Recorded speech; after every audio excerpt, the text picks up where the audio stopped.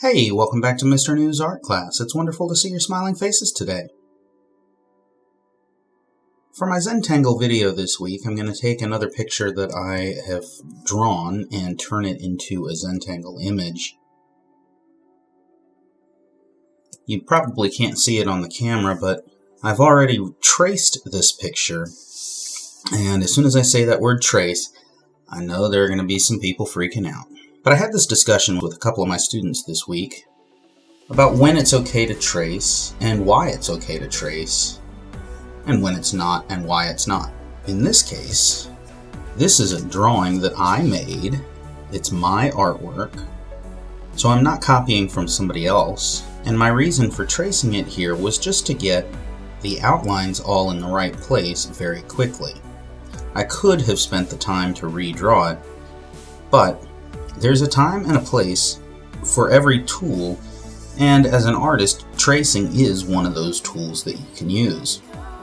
It saves time, it saves energy, and it actually is a skill that every artist needs, because there are times when tracing is going to help you make your images a lot quicker, which can help meet deadlines, especially as a professional if you're doing a commissioned piece, or especially if you have drawn a smaller sketch that you want to enlarge.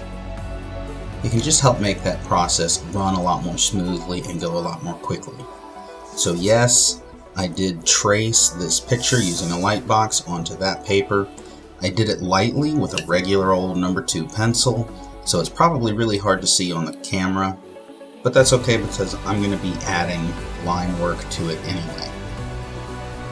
For the drawing itself, for the Zentangle itself, I'm going to be using these 2 pens.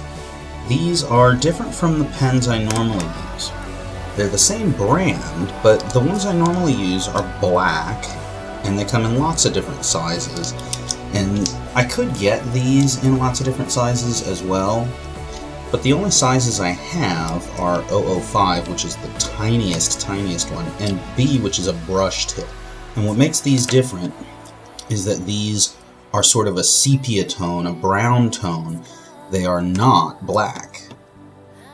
And these 2 markers are actually the ones that I originally used for the line work in this drawing. This drawing I made while I was in car line a few weeks ago waiting for my son to get out of school, and there happened to be a Cooper Mini in front of me, and I drew the sketch with pencil right then and there while I was in the car line waiting, and then I took it home to color with Copic markers. Even though the original car was red, I decided to go with a brown and sepia tone just because Cooper Minis are a very classic car, and going with a sepia tone helped give it that classic photograph feel.